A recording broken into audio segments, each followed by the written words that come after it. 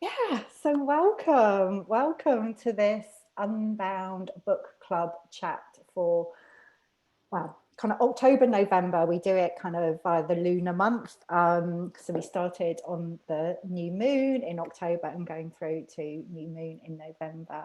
And this month in the book club, we are reading Desire Lines by Sansom. So whether you've read it before or maybe you're revisiting it or maybe you're coming to it for the first time, in the Unbound Book Club, it's an opportunity for us to come together as a community and to read one of our books and to kind of go a bit deeper around it and to have the author guiding us through the process, which is just such a treat. So thank you, Anna, for doing that for us this month.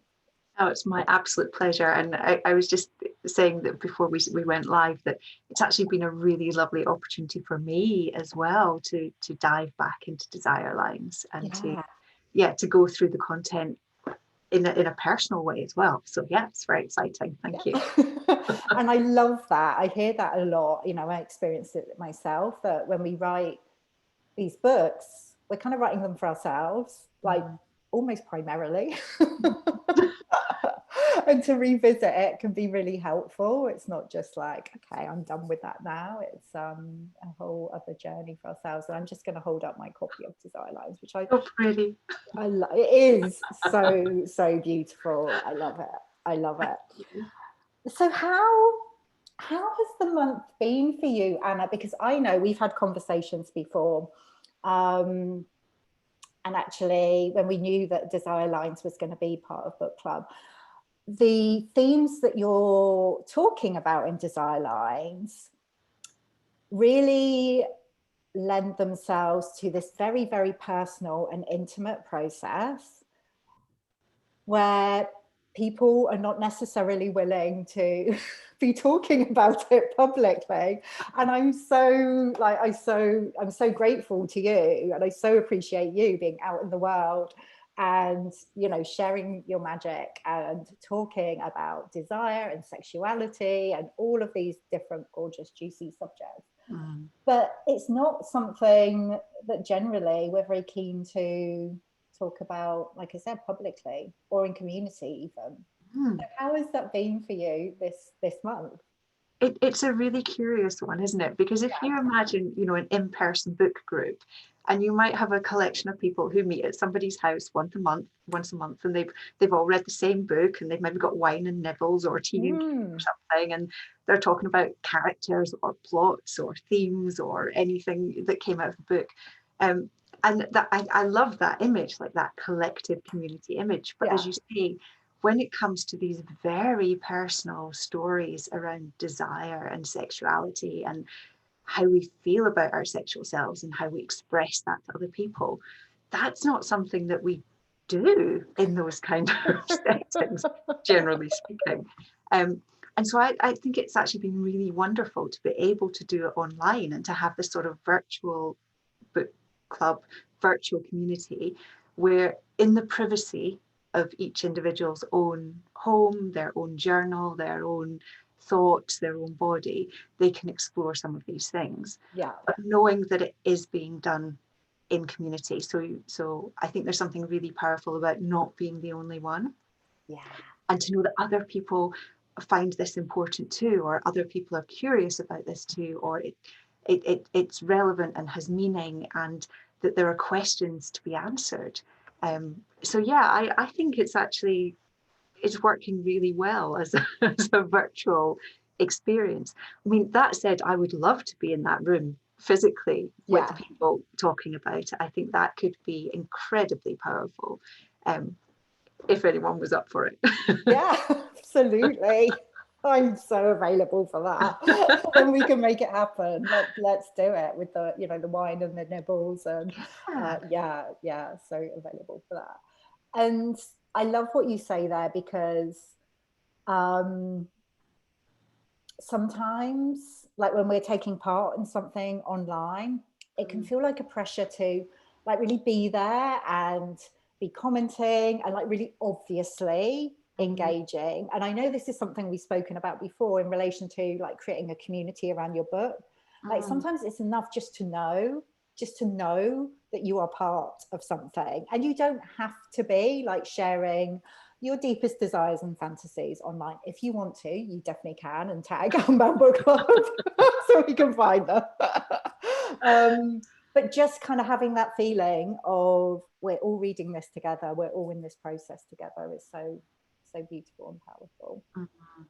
Yeah, and I think, you know, I remember when the whole 50 Shades phenomenon broke, and there was all of a sudden there were women going around the supermarket with this book in their supermarket trolleys, and this was kind of, or wherever, you know, this was kind of the first time we'd seen outwardly sexual content books being so publicly held, you know, people on the trains and the tube and all that kind of thing. And up until then, obviously there are so many different books on the topic out there, but they're often very read in very private settings. And I think 50 Shades was an anomaly. You know, we've not seen it since, and I don't know that we will see that kind of mass consumption in the same way again.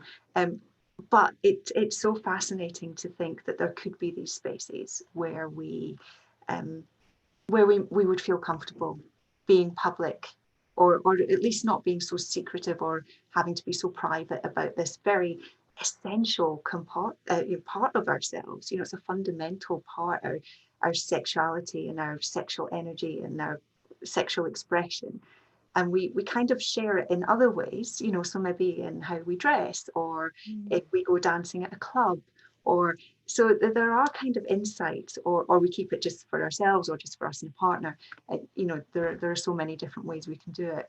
But yeah, I'm quite fascinated by people's reactions to the book, and to saying, I've read this, or this is something I've taken from it, or whatever their response might be.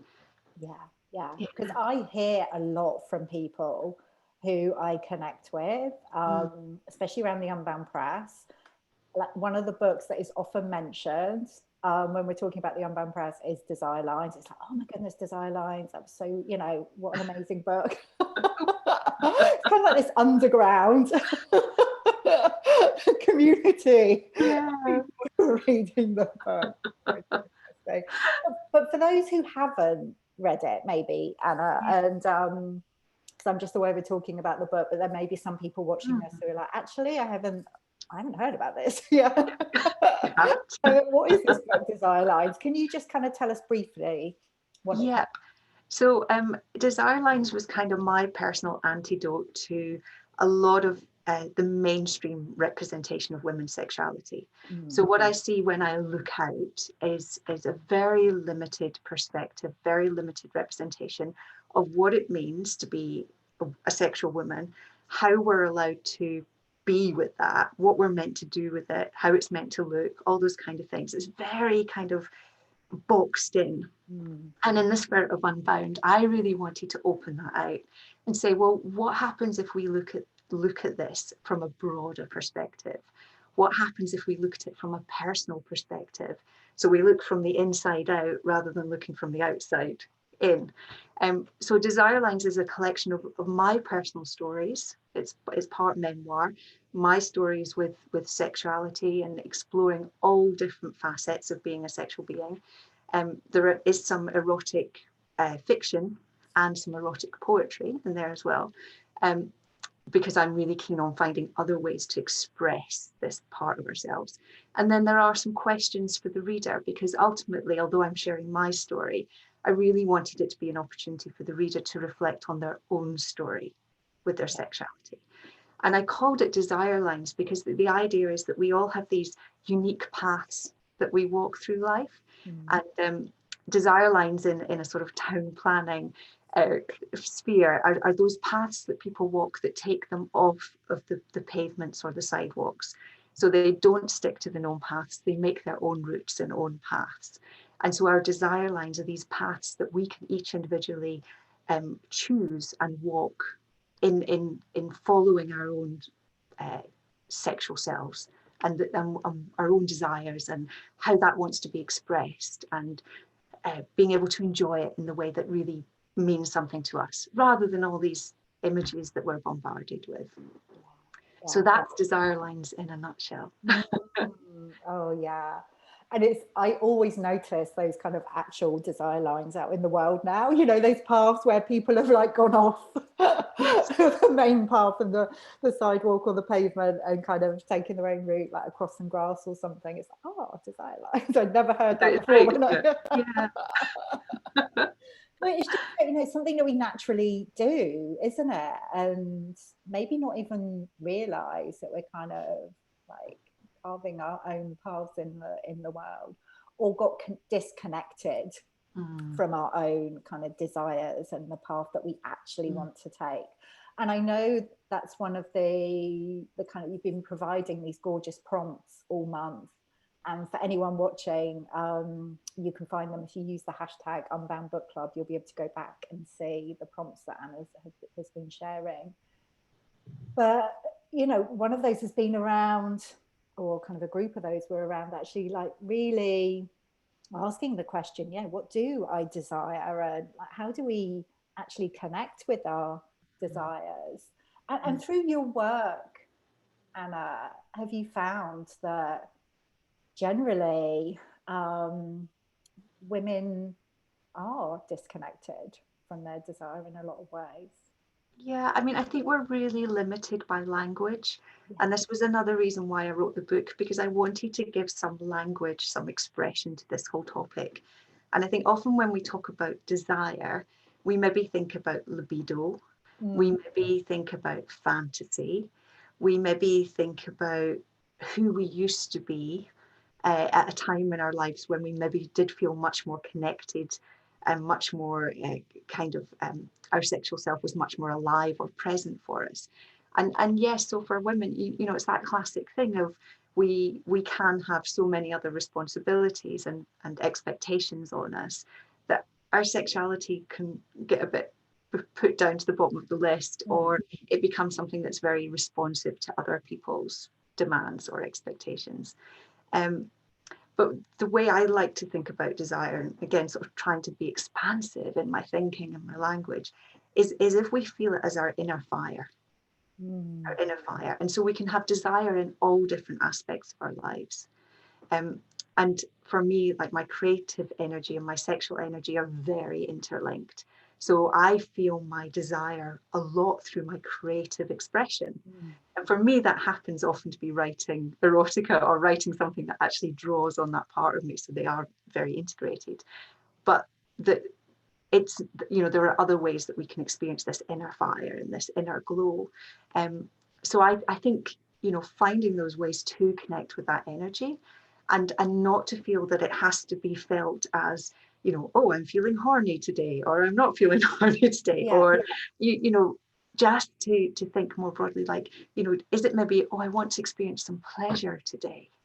I want to experience some tactile pleasure or some taste pleasure or some fresh air pleasure or whatever it might be, and then kind of get to know our desires more through that route, rather than just thinking that my sexuality is about whether or not I'm having sex, which is such a tiny, tiny, tiny part of who we are as sexual beings. Oh my goodness. Yeah. Oh yeah. I love that. It's interesting, like talking about kind of like touch and like, that being tactile is something like definitely throughout this year that a lot of us can have been missing. And it's interesting as you were talking about that. I kind of remembered that this week I went to a restorative yoga class, like in person, for the first time I've done that, like since March when we first went into lockdown.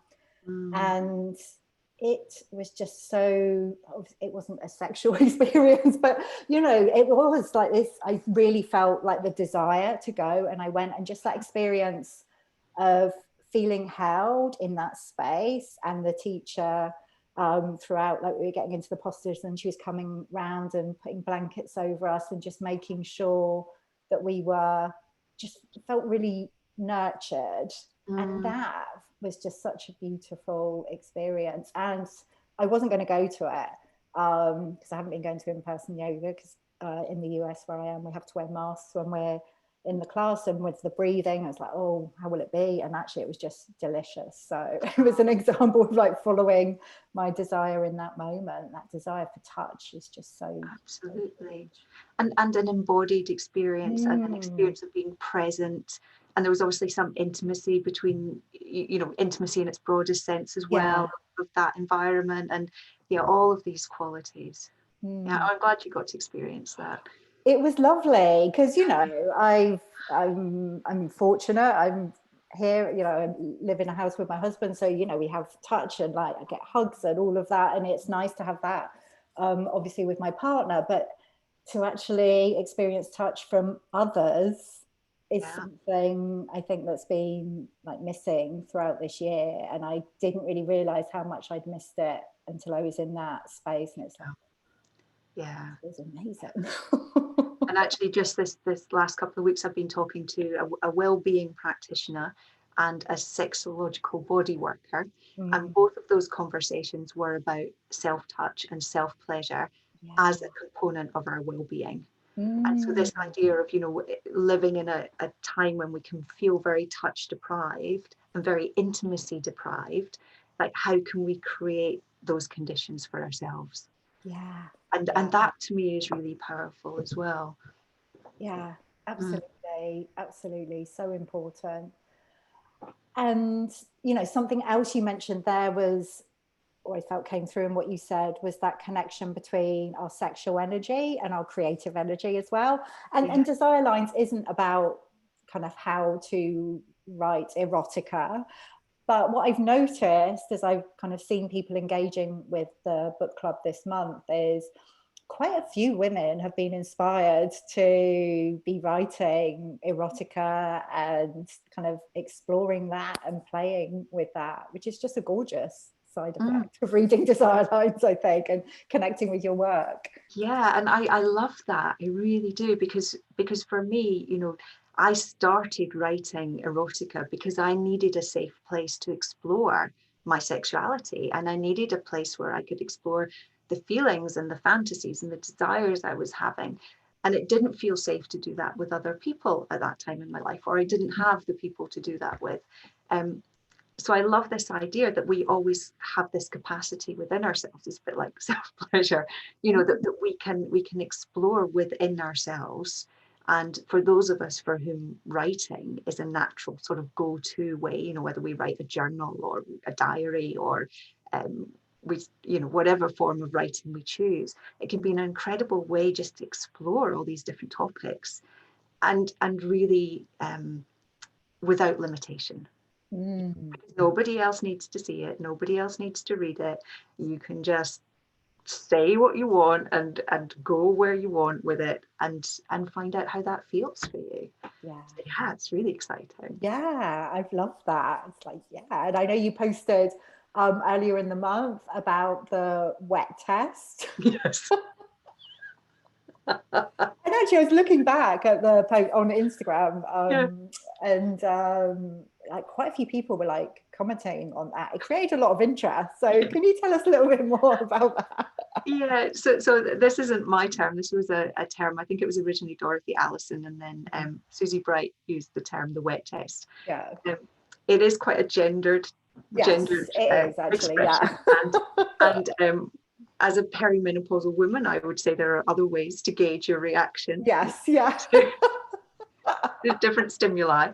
But the idea is that you can, you know, through exploring your erotic imagination, through writing or through reading somebody else's writing, like, what does that do for you in a physical sense? You know, what does that create in your body? Does that create excitement, arousal, longing, tingling, you know, all those different feelings, that sense of juiciness and expectation, or whatever it might be.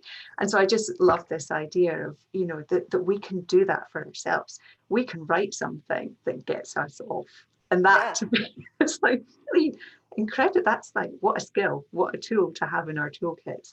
Absolutely, absolutely. And it's such a great way, you know, obviously it's kind of in this sense we're applying it to when you're kind of writing But actually just to tune into your desires anyway, like to notice what your response is to something, like whether it does feel like kind of there's this opening and this juiciness around it, or whether it feels like it's constricted and you're kind of shutting down. Just a way of checking in with our bodies. Like our body can guide us when it comes to following our absolutely desires. And it's like those yeses and nos that the body gives, and being really attuned to those, because sometimes our body and our mind aren't in sync, and we might think we want something and our body says no, or vice versa.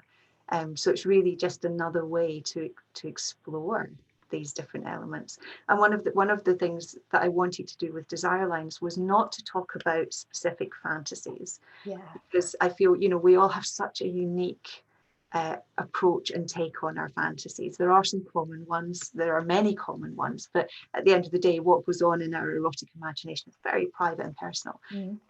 So I really wanted to talk about these kind of like broader themes of desire, which then provide the foundations for people to go and explore their own individual interpretations. Yeah, absolutely. Oh, I just wonder, I mean, Desire Lines has been out for over a year now. And what kind of messages or feedback, or what kind of sense do you have of how people have experienced it? It's been quite wonderful, and for me, and I hope for other people as well. But the main feedback is around permission. So what Desire Line seems to do is help people know that they have permission, like we were talking right at the start of this conversation. They have permission to go there. They have permission to explore their own sexual self, to enjoy their own sexual self, to evolve their own sexual self. It doesn't need to be static. It's not, you know, who we are in our 30s and 40s, 50s and on isn't going to be the same as we were in our 20s, and you know, we're always changing in every aspect of our lives. So what Desire Line seems to do is it really gives this basis for people to dive in, to perhaps have a new perspective on things, or new ideas that they might not have considered before. And I'm not talking about positions or things like that. I'm talking about things like, you know, what does it mean when we take away the restraints of our gender from our sexuality? So, you know, particularly as women, we're very conditioned to express our sexuality in certain ways because of our gender. So if we, and I talk about softening the edges of gender, which is a lovely phrase from Chris of Christine and the Queens. But she talks about softening the edges of gender. So when we soften that, what might we want to do? Who might we want to be in a sexual sense? So these are the kind of questions that Desire Lines opens up for people, and giving permission to ask themselves those questions and to engage with the answers, but in a very safe and loving and personal way. So, you know, none of this needs to be shared with anyone unless the individual chooses to share it, which again feels to me very empowering. Like we get to take back ownership of our sexuality and our sexual selves. This is mine, this is for me. I choose who I share it with and how. And that's not something we're really told that we can do. No, we're really not. Yeah. Not at all. So thank you for, you know, for doing that with Desire. I found it, you know, like this gorgeous permission slip when I was reading it for the first time. So thank you for that. Thank you. And we still have, you know, probably about 10 days of this kind of round of the Unbound Book Club to go. So what have you got planned for us over the next week or so, Hannah? Well, I because for me, like, writing is obviously, you know, my port of call for anything that I want to explore in my life, and creativity and sexuality for me are so interlinked. What I really want to do, and what I'm doing, is opening up a space for others to come and explore their erotic voice. And to do that in a short writing workshop. So I'm going to do that next Friday. It will be 2 p.m. UK time, so it'll be an hour before the one we're doing just now. Yeah. I think it's 9 a.m.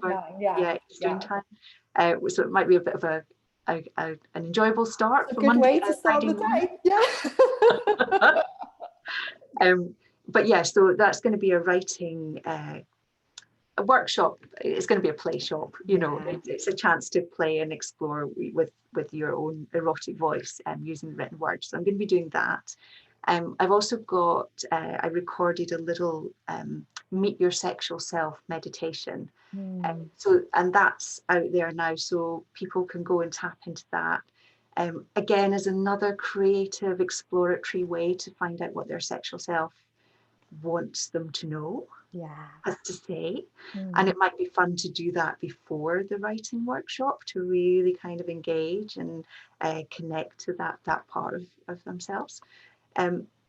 There are some more journal prompts. There's some gone up today, and I will share one final round of journal prompts.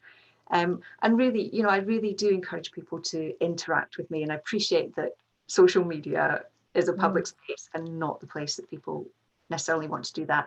But private messaging or coming to my website and joining my newsletter list, that's a lovely way we can have much more intimate conversations.